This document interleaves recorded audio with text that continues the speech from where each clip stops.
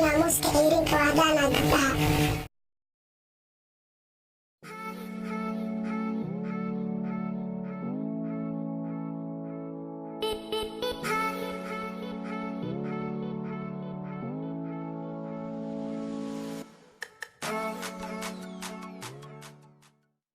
السلام عليكم جايز ولكن ودنا بحر ودن له سو دوادا فضلا هدي ادكو cusubta channelkayga subscribe sar hadii aad hore u saartay mahadsanid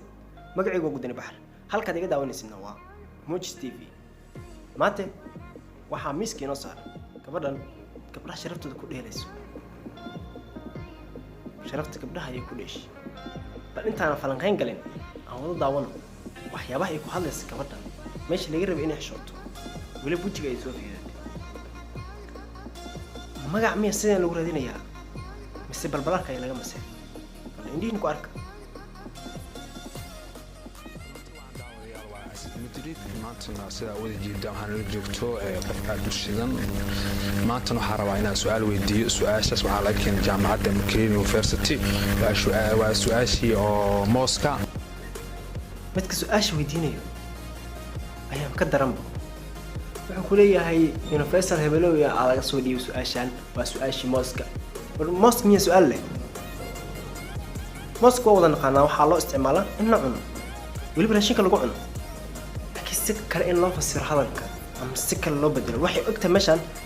inay idab daro iyo dhaqan xumo soo fadhiisateen fartumo balarka ku dayanaysaan si daawan mooska waxaana ku isticmaalaa anaga ahaan inuu cuntooyin kala duwan ku cunno oo nafaqooyin gaar oo noo leeyahay sida cuntooyinka uu isticmaalo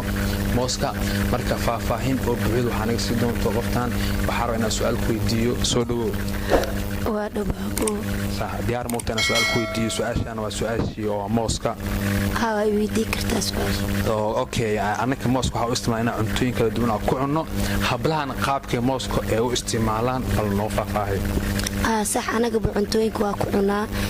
cuntooyinka ku socodsiinaa nafaqo anaga si kalena waa u isticmaalaa faa'iidooyinka loo nooleeyahay sax maxaa kamid sida kale oo isticmaasho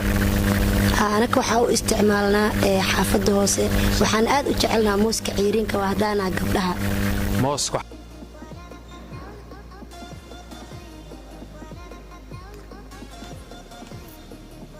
maxaa kamid sida kale oo isticmaasho anaga waxa u isticmaalnaa xaafadda hoose waxaan aad u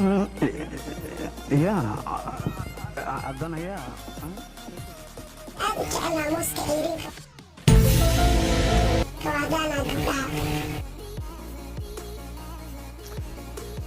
ilaaha nigu dhashay waxaan wax lagu hadlamiyaa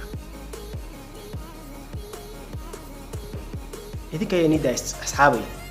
bal hadal dhaha gabadhan horta gabadhan ma sheegi karo waxay ula jeedo arrintan iyo arrinta sababta loo dan leeyahay ma sheegi karo balse meeshan waxa iga cad inay ugu talgashay inay muujiso in uu xishoodkii dhamaaday sidan waxa kaaga ficneed inaad wax kala sheegtid